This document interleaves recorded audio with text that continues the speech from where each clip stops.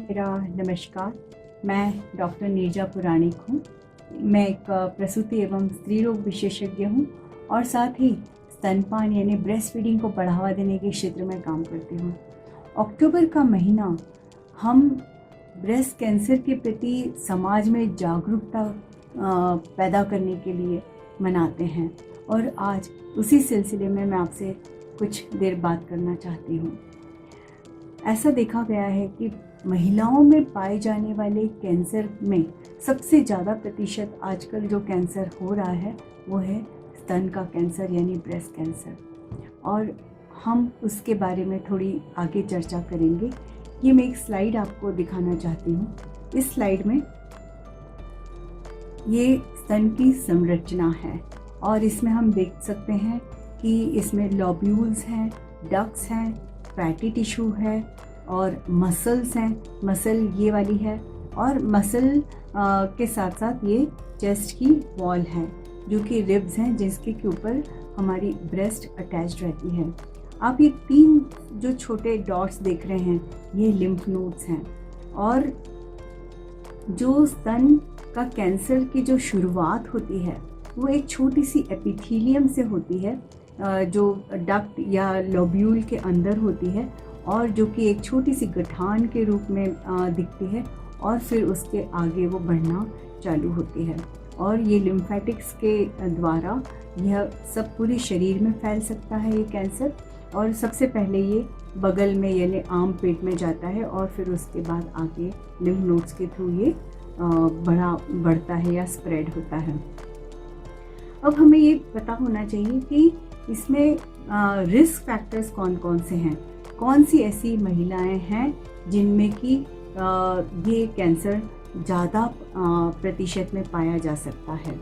तो सबसे पहले तो अगर उस महिला ने देर से पहला बच्चा अपना प्लान किया है तो ज़्यादा उम्र में बच्चा प्लान करा, 30 या 35 साल की उम्र के बाद अगर बच्चा आपने प्लान किया है तो उसमें संभावना थोड़ी बढ़ जाती है। दूसरा, अगर आपने अपने बच्चे को ब्रेस्ट फीडिंग नहीं कराया, स्तनपान नहीं कराया है तो उसमें भी ये संभावना बढ़ जाती है स्तन के कैंसर की। दूसरा, अगर किसी महिला को बहुत जल्दी मीनार्की हुई थी उसके समय में, मतलब 9 साल के पहले ही उसको माहवारी चालू हो गई थी, या फिर 50 साल की उम्र के बाद भी माहवारी अभी गई नहीं है, या 55 साल की उम्र में भी अभी वो माहवारी आ रही है जिसको कि हम लेट मेनोपॉज बोलते हैं, उसमें भी ये संभावना बढ़ जाती है। तीसरा, अगर हम बात में हार्मोन्स का ट्रीटमेंट बहुत ज़्यादा ले रहे हैं और जिस तरह से हम लोग महीना घटाते हैं या बढ़ाते हैं किसी पूजा पाठ के लिए या किसी और कारण के लिए, या फिर अननेसेसरी हम बहुत ज़्यादा इमरजेंसी पिल्स का इस्तेमाल करते हैं तो उसमें भी इसकी संभावना, कैंसर की संभावना बढ़ती है। तीसरा, अगर हम वज़न हमारा ज़्यादा है, BMI ज़्यादा है तो उसमें भी इसकी संभावना बढ़ जाती है। मोटापा तो ऐसा कहते हैं हर बीमारी की जड़ है, चाहे वो ब्लड प्रेशर हो या फिर वो डायबिटीज़ हो, तो वैसे ही स्तन के कैंसर में भी मोटापे का एक बहुत बड़ा हाई रिस्क फैक्टर है। अगर किसी महिला को ब्रेस्ट का एक कैंसर राइट का हो चुका है तो उसको संभावना लेफ़्ट के कैंसर में ब्रेस्ट में होने की संभावना बढ़ेगी। या फिर अगर कोई पॉजिटिव फैमिली हिस्ट्री है, अगर आपकी माँ को कैंसर है या मासी को कैंसर है या आपकी बहन को कैंसर है, सगी बुआ को कैंसर है, तो आपको संभावना बढ़ सकती है। इसके ब्रेस्ट कैंसर के लक्षणों को अगर हम जल्दी से पता लगा लें तो उसका इलाज हम जल्दी कर सकते हैं और कैंसर को हम जल्दी पहले की अवस्था में उसको पकड़ सकते हैं और उस पर हम विजय पा सकते हैं।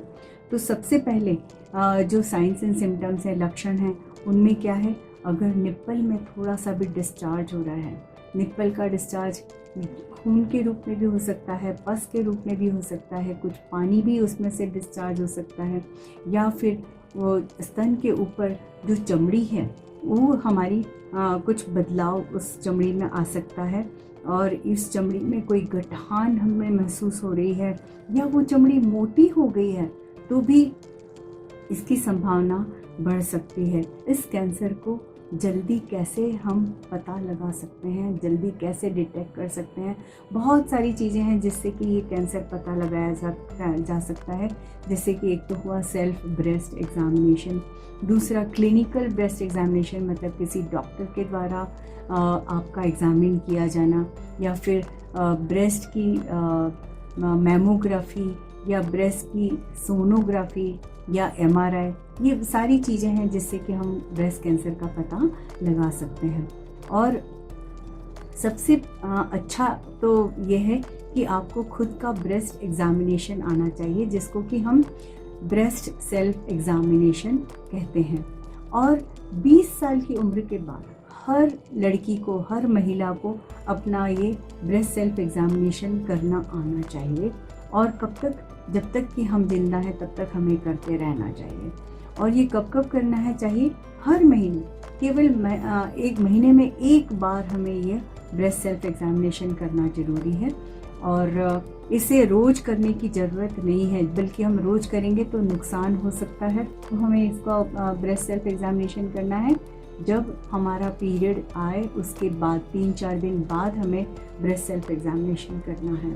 उन महिलाओं को जिनमें कि माहवारी चली गई है या मेनोपॉज है, उसमें हमें कोई एक तय कर लेना चाहिए तारीख, या तो अपना जन्मदिन हो या वेडिंग एनिवर्सरी हो या फिर महीने का पहला दिन हो। उस दिन हमें ये तय करना है कि हमें ब्रेस्ट सेल्फ एग्जामिनेशन हमारा करना है। अब उसका तरीका क्या है? एक तो हमें कांच के सामने खड़े होके हमारा ब्रेस्ट का, हमारे स्तन का इंस्पेक्शन करना है, जो कि पहले मैंने बताया कि कहीं कोई चमड़ी मोटी तो नहीं दिख रही, या फिर ब्रेस्ट में से कोई डिस्चार्ज तो नहीं हो रहा निप्पल में से, या कोई निप्पल का शेप तो नहीं बदल गया है। तो ये देख लेना ज़रूरी है। नहाते समय अगर हम करेंगे तो भी अच्छा है, क्योंकि हम ज़्यादा अच्छे से उसको हाथ से हम पाल्पेट कर सकते हैं। तीसरा, ये बहुत तरह से हम इसका एग्जामिनेशन कर सकते हैं।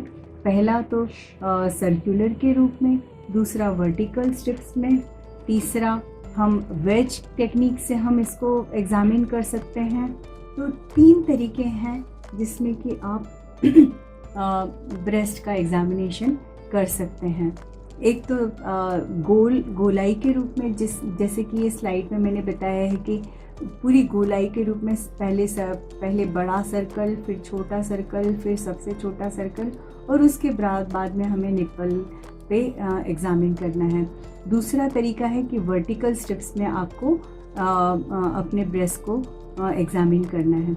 और तीसरा तरीका, चारों वेज को आपको देखना है, ऐसे करके चारों क्वाड्रेंट्स को आपको एग्जामिन करना है। तो कोई भी एक तरीका आप अपना सकती हैं। और इधर मैं आपको सर्कुलर तरीके में कैसे आपको देखना है वो मैं आपको बताऊंगी। सबसे पहले आपको लेटकर आप भी इस ब्रेस्ट को एग्जामिन कर सकती हैं, और बड़े सर्कल में पहले देखना है, फिर उसके बाद छोटे सर्कल में आना है, और उसके बाद छोटे सर्कल को करते हुए, कहने का मतलब ये कि 3-4 सर्कल में आपकी पूरी ब्रेस्ट के चारों क्वाड्रेंट्स को आप एग्जामिन कर सकती हैं। और अंत में बहुत हल्के से आपको निप्पल को दबाकर देखना है कि इसमें कोई डिस्चार्ज तो नहीं है।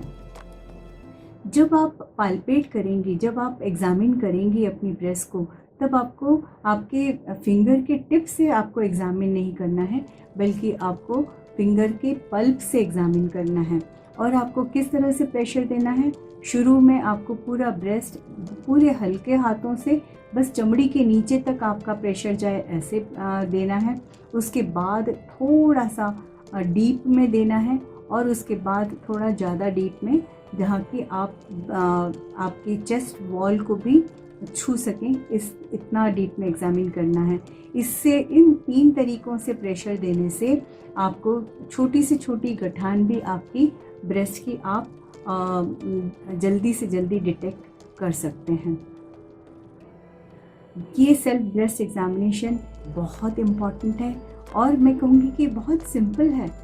इसमें बहुत ज़्यादा टेक्नोलॉजी की ज़रूरत नहीं है, और इसमें कुछ आपका खर्च नहीं होता, टाइम भी आपका बहुत कम समय में आप इसको एग्ज़ामिन कर सकती हैं, और बल्कि महीने में केवल एक बार आपको अपने लिए समय देना है, 10 मिनट का समय आपकी खुद की ब्रेस्ट को एग्ज़ामिन करने के लिए।